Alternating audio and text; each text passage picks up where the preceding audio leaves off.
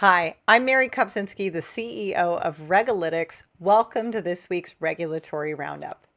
The regulator of the week is China. China. So much going on right now, it's hard to pick a place to start. But the chair of the SEC put out an investor warning letting us all know that the People's Republic of China provided new guidance putting restrictions on China-based companies raising capital offshore.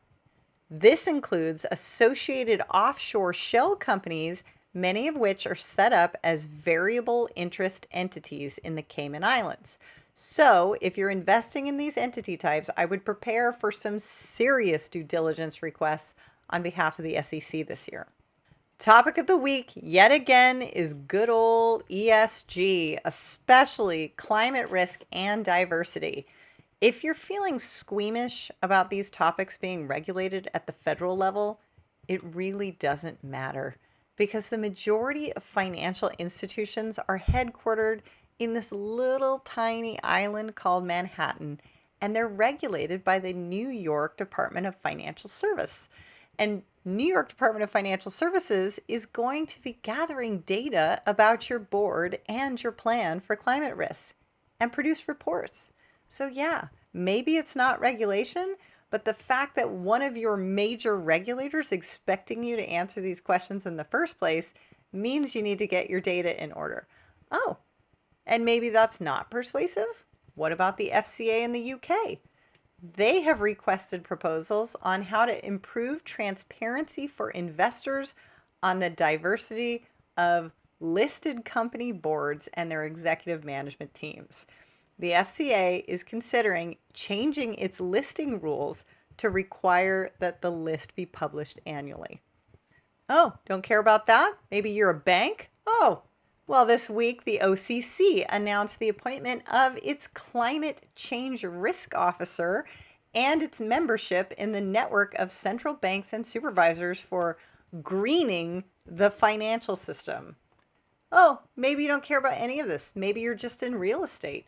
Maybe just a landlord, let's say. Well, new legislation was proposed this week in the Senate to examine the history of racially restrictive covenants. The Mapping Housing Discrimination Act would digitize historic deeds and other property records to create a national, publicly available database of historic housing discrimination patterns. I smell lawsuits.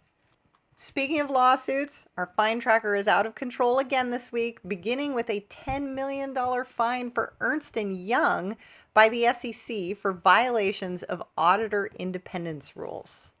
In other interesting techie news, the chairman of the U.S. Senate Committee on Banking, Housing, and Urban Affairs sent a letter to the CFPB worried about the unprecedented number of CFPB complaints and also Better Business Bureau complaints about Chime, which is a non-bank fintech.